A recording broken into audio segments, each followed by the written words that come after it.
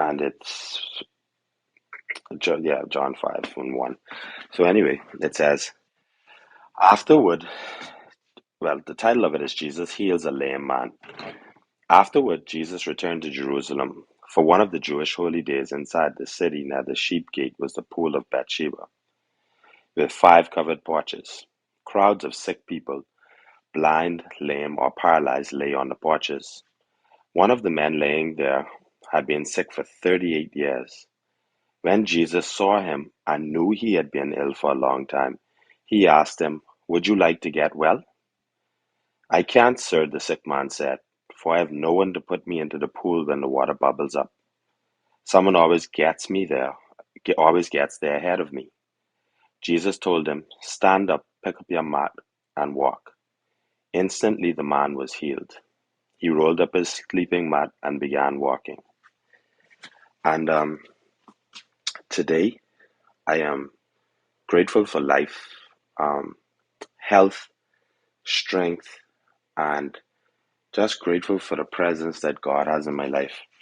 Um, this story is a very to me is a very very important story in the Bible.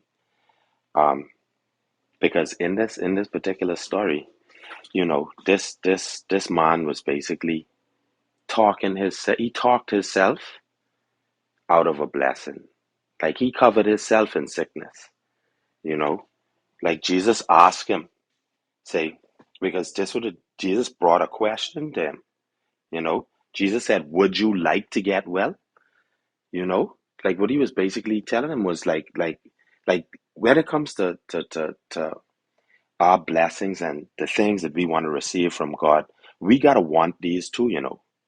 Like we can't just at the end of the day, in the grand scheme of things, because God is love, He always wants what's best for us. But do we want what's best for us? Like, do we really want it? Because God, He was sick for 38 years. You can imagine, I don't know how old He was, but 38 years is a long time. And let me tell you all something. Back in those days, 38 years old, you might as well have been 70 or 80. Because, like, it was just as a long time for a lot going on in those times, you know? And the man responded to Jesus. He responded to God and told God he can't do it.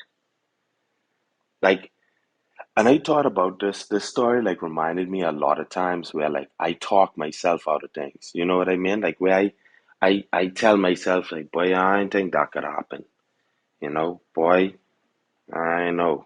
You know, and that's exactly what I would say. I'd say, boy, I know. I literally talk myself out of things. What nowadays I see happening just like that. You know, um, and when Jesus posed this question to him and he said that he couldn't, he actually gave God a reason. You know, he tell God say because he can't get healed because other people was getting getting to the thing before him, to the pools before him. So he ain't just blaming it on himself, he blaming it on other people too. He found every excuse in the book to say why he couldn't get well.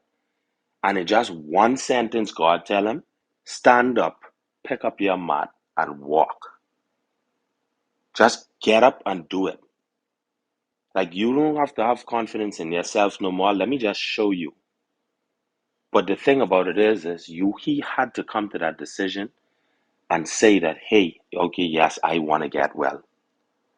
And this story to me was like, that was like a punch in the gut that I could, we could do all things through Christ who strengthens us, first Philippians 4, right? But at the end of the day, right, we only could do all things what we want to do, Like we have to take the initiative. We have to get up. We got to stop talking ourselves out of our blessings. Because God have them sitting up there waiting on us. But we got to get up and walk towards it. We got to get up and reach out and go out there and get it.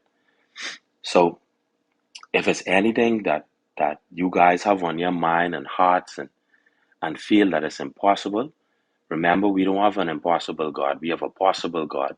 And we can do all things through Christ who strengthens us. Let's start our week out with that. Let's go out there And whatever it is that you think it is that is too overbearing, remember that ain't nothing impossible to God. We live, we live and we believe in a possible God, and everything is possible. And I'm carrying our relinquishing my mic.